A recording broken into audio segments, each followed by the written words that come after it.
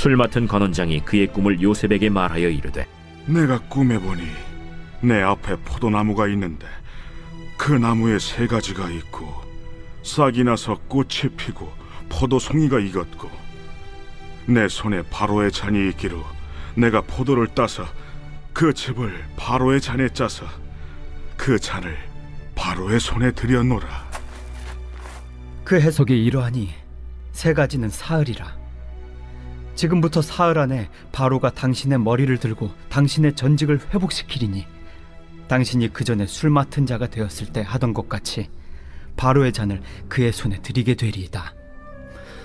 당신이 잘 되시거든 나를 생각하고 내게 은혜를 베풀어서 내 사정을 바로에게 아뢰어 이 집에서 나를 건져주소서. 나는 히브리 땅에서 끌려온 자요 여기서도 옥에 갇힐 일은 행하지 아니하였나이다. 떡 굽는 관원장이 그 해석이 좋은 것을 보고 요셉에게 이르되, 나도 꿈에 보니 흰떡 세 광주리가 내 머리에 있고 맨 윗광주리에 바로를 위하여 만든 각종 구운 음식이 있는데 새들이 내 머리의 광주리에서 그것을 먹더라. 그 해석은 이러하니 새 광주리는 사흘이라. 지금부터 사흘 안에 바로가 당신의 머리를 들고 당신을 나무에 달리니 새들이 당신의 고기를 뜯어 먹으리이다. 하더니 제3일은 바로의 생일이라. 바로가 그의 모든 신하를 위하여 잔치를 베풀 때 술 맡은 관원장과 떡 굽는 관원장에게 그의 신하들 중에 머리를 들게 하니라. 바로의 술 맡은 관원장은 전직을 회복하매 그가 잔을 바로의 손에 받들어 드렸고 떡 굽는 관원장은 매달리니 요셉이 그들에게 해석함과 같이 되었으나 술 맡은 관원장이 요셉을 기억하지 못하고 그를 잊었더라. 오늘 말씀 보시면은요, 하나님께서 허락하신 사건은 하나님께서 해석을 주셔야 그 사건이 무슨 뜻인지 해석이 된다라는 것을 알게 됩니다. 하나님께서 허락하신 사건들은요, 세월이 지나가도 잊혀지지가 않죠. 우리가 살아가면서 절대로 잊혀지지 않는 사람, 그리고 또 잊혀지지 않는 사건, 하나님의 사건이었다라는 것을 거꾸로 알 수 있는 것이죠. 자, 그런 어떤 맥락들 가운데 오늘 이제 말씀 보시면은 술 맡은 관원장이 그의 꿈을 요셉에게 말하여 이르되 하면서 이제 꿈 내용을 말합니다. 내가 꿈에 보니 내 앞에 포도나무가 있는데 그 나무에 세 가지가 있고 싹이 나서 꽃이 피고 포도송이가 익었고 내 손에 바로의 잔이 있기로 내가 포도를 따서 그 즙을 바로의 잔에 짜서 그 잔을 바로의 손에 들였노라 라고 말을 하고 있습니다. 그러자 12절에서 바로 요셉이 그에게 이르되 그 해석이 이러하니 세 가지는 사흘이라, 이렇게 해석이 즉각적으로 꿈에 대한 해석이 나오는 것을 보게 됩니다. 이 요셉은 정말 어려서부터 이 꿈을 꾸는 자였고 이 꿈에 대해서 계속 생각해 왔던 자죠. 자, 그래서 이 꿈에 대한 어떤 해석을 정말 즉각적으로 하는 그런 모습들을 바라보게 되는데요. 이 꿈의 내용을 보면요, 지금부터 사흘 안에 바로가 당신의 머리를 들고 당신의 전직을 회복시키리니 당신이 그 전에 술 맡은 자가 되었을 때 하던 것 같이 바로의 잔을 그의 손에 드리게 되리이다. 자, 뒤에 보시면 아시겠지만 이 음모는 이 떡 맡은 자가 꾸몄지만 이 누명은 술 맡은 자가 뒤집어 쓴 거예요. 자, 이것들이 해결될 것이다 라는 것을 해석을 하는 것이죠. 그리고 14절에 보시면 당신이 잘 되시거든 나를 생각하고 내게 은혜를 베풀어서 내 사정을 바로에게 아뢰어 이 집에서 나를 건져주소서. 나는 히브리 땅에서 끌려온 자요 여기서도 옥에 갇힐 일은 행하지 아니하였나이다.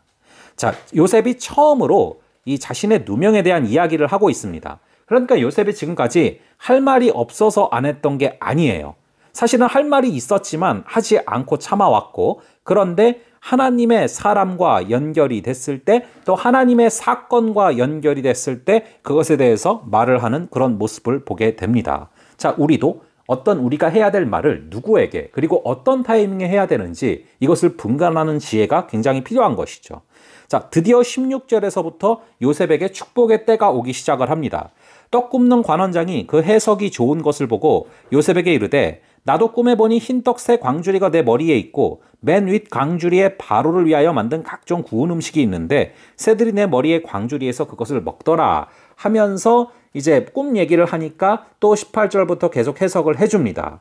자, 그래서 이제 20절에 보면은 제3일은 바로의 생일이라 바로가 그의 모든 신하를 위하여 잔치를 베풀 때에 술 맡은 관원장과 떡 굽는 관원장에게 그의 신하들 중에 머리를 들게 아니라 바로의 술 맡은 관원장은 전직을 회복하며 그가 잔을 바로의 손에 받들어 드렸고 떡 굽는 관원장은 매달리니 요셉이 그들에게 해석함과 같이 되었으나 자, 이 해석이 그대로 현실에서 이루어지게 됩니다. 그런데 중요한 게 23절이죠.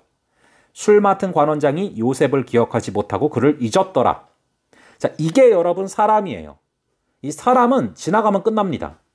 그러나 사람은 잊어도 하나님은 잊지 않으시는 줄을 믿으시기 바랍니다. 그래서 하나님은 이 사람이 잊으니까 또 다른 사건을 만드셔서 결국 요셉을 상상도 할 수 없는 축복으로 은혜를 베푸신다라는 것이죠.